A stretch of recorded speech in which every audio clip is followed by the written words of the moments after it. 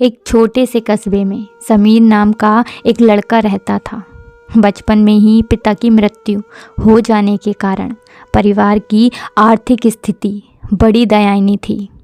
समीर की माँ कुछ पढ़ी लिखी ज़रूर थी, लेकिन उतनी पढ़ाई से नौकरी कहाँ मिलने वाली थी।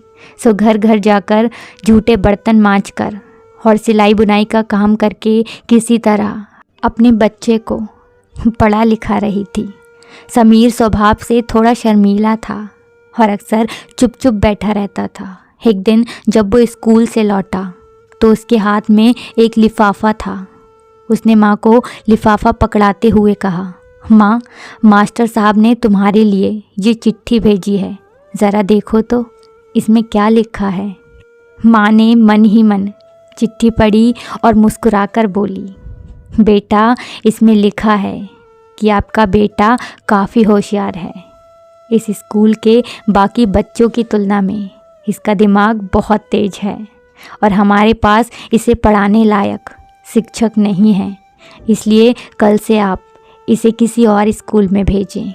ये बात सुनकर समीर को स्कूल ना जा सकने का दुख तो हुआ, पर साथ ही साथ उसका मन आत्मविश्वास से भर गया कि वो कुछ खास है और उसकी बुद्धि तीव्र है। माँ ने उसका दाखिला एक अन्य स्कूल में करा दिया। समय बीतने लगा। समीर ने खूब मेहनत से पढ़ाई की और आगे चलकर उसने सिविल सर्विसेज की परीक्षा भी पास की और आईएएस ऑफिसर बन गया। समीर की माँ अब बूढ़ी हो चुकी थी और कई दिनों से बीमार भी चल रही थी और एक दिन अचानक उनकी मृत्यु हो गई। समीर के लिए बहुत बड़ा आघात था। वह बिलक बिलक कर रो पड़ा। उसे समझ नहीं आ रहा था कि अब अपनी माँ के बिना वो कैसे जिएगा। रोते रोते ही उसने अपनी माँ की पुरानी अलमारी खोली और हाथ में उनकी माला, चश्मा और अन्य वस्तुएं लेकर चूमने लगा। उस अलमारी में समीर के पुराने खिलौने और बचपन के कपड़े तक संभाल कर रखे थे। समीर एक एक कर सारी चीज़ें निकालने लगा और तभी उसकी नज़र एक पुरानी चिट्ठी पर पड़ी। दरअसल ये वही चिट्ठी थी जो मास्टर साहब ने उसे 18 साल पहले दी थी। नम आँखों से समीर उसे पढ़ने लगा।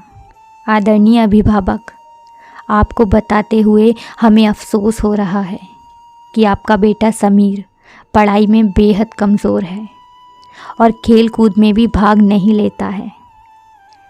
जान पड़ता है कि उम्र के हिसाब से समीर की बुद्धि विकसित नहीं हो पाई है, अतः हम इसे अपने विद्यालय में पढ़ाने में असमर्थ हैं।